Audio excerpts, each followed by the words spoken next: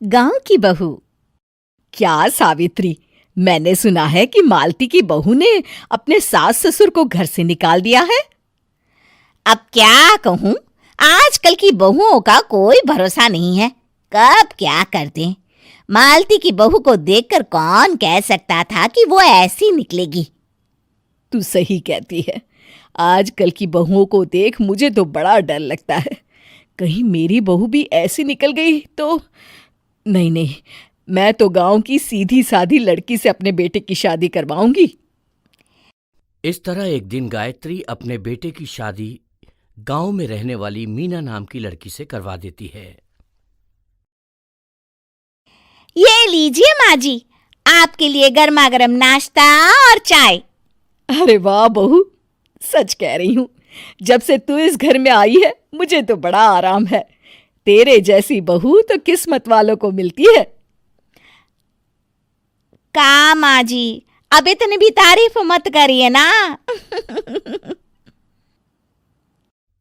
धीरे धीरे मीना गायत्री की चहेती बन जाती है और मीना भी गायत्री को कभी शिकायत का मौका नहीं देती थी। फिर एक दिन,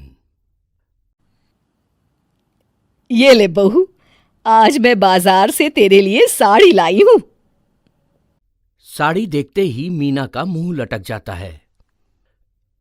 का माँ जी, ये भी कोई साड़ी है? ना, मुझे तो बिल्कुल पसंद नहीं आई।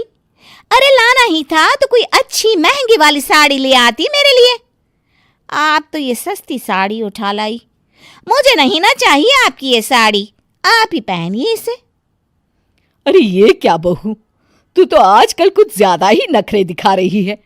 मैं इतने प्यार से तेरे लिए साड़ी लेकर आई हूं और तू है कि उल्टा मुझे ही दो बातें सुना रही है।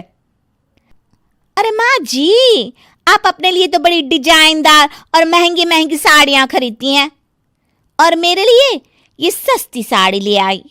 आप समझती हैं कि मैं गांव से आई हूं इसलिए मुझे कुछ नहीं पता। हाँ, अरे कुछ नहीं, तुझे शहर की हवा लग गई है बहू। इस तरह दोनों सास बहू में रोज किसी न किसी बात पर लड़ाइयां शुरू हो जाती थीं। एक दिन गायत्री अपनी कुछ सहेलियों को अपने घर चाय पर बुलाती है। अरे बहू, मेरी सहेलियों के लिए बढ़िया चाय नाश्ता तो बना दे। अरे माँ जी, अभी ना मेरे पास बिल्कुल भी समय नहीं है। मुझे ब्यूटी पार्लर जाना है।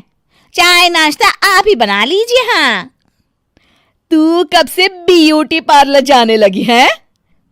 शहर आए 2 दिन नहीं हुए और देखो महारानी के नखरे शुरू हो गए। बस भी करिए माँ जी, आपसे बहस करने के लिए मेरे पास ना बिल्कुल टाइम नहीं है। आपका क्या है, आप समझती हैं कि मैं गांव से आई हूं तो मुझे कुछ नहीं आता और आप जो रोज रोज मुझसे मेहमान नवाजी करवाती रहती हैं नौकरानी की तरह। मीना के कमरे में जाते ही, अरे ये क्या गायत्री, तू तो अपनी बहू की बड़ी तारीफ कर रही थी, लेकिन ये तो तुझे कुछ समझती ही नहीं। भाई मुझे तो लग रहा था कि तेरी बहू गांव की है तो सीधी सादी होगी, लेकिन इसने तो शहरी बहुओं को भी मात कर दिया। हाँ। अपनी सहेलियों के सामने अपनी बेइज्जती होते देख गायत्री आग बबूला हो जाती है। अरे क्या शहर और क्या गांव, मेरी तो किस्मत ही फूटी थी जो मैं इसे बहू बना के ले आई। भगवान जाने आगे और क्या क्या करेगी। अब तो मुझे कुछ ठीक नहीं लगता। तू जरा संभल के रहना, कहीं मालती की तरह तेरा भी हाल बेहाल ना हो जाए। अच्छा, अब हम चलते हैं। अपनी सहेली की बातें सुनकर गायत्री थोड़ी घबरा जाती है। अरे ये सुशीला क्या बोलकर चली गई, कहीं इसकी बात सच ना निकल जाए। दूसरी तरफ मीना सारी बातें सुन लेती है। अगले दिन से गायत्री अपनी बहू से कोई काम करवाने से पहले 10 बार सोचती थी। ज्यादातर काम वो खुद ही कर लेती थी। अचानक अपनी सास में आए इस बदलाव को देख मीना, लाइए ना माँ जी, मैं कर देती हूँ ना काम।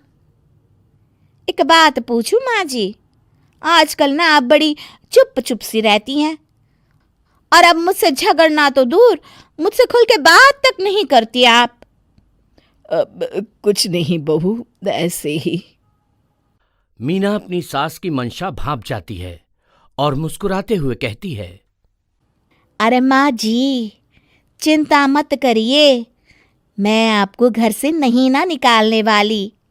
ये डर आप अपने मन से निकाल दीजिए। अरे छोटे मोटे झगड़े तो हर घर में होते रहते हैं, चाहे कुछ भी हो जाए, आप मेरी सासू माँ हो। मैं तो जिंदगी भर आपकी सेवा करूंगी माँ जी। अपनी बहू की बातें सुन गायत्री को एक प्रकार का संतोष होता है और उसकी सारी चिंताएं दूर हो जाती है। गायत्री अपनी बहू को गले लगा लेती है। मुझे माफ कर दे बहू, मैं तुझे गलत समझ बैठी थी। कोई बात नहीं माँ जी, ये ना घर घर की कहानी है। हाँ।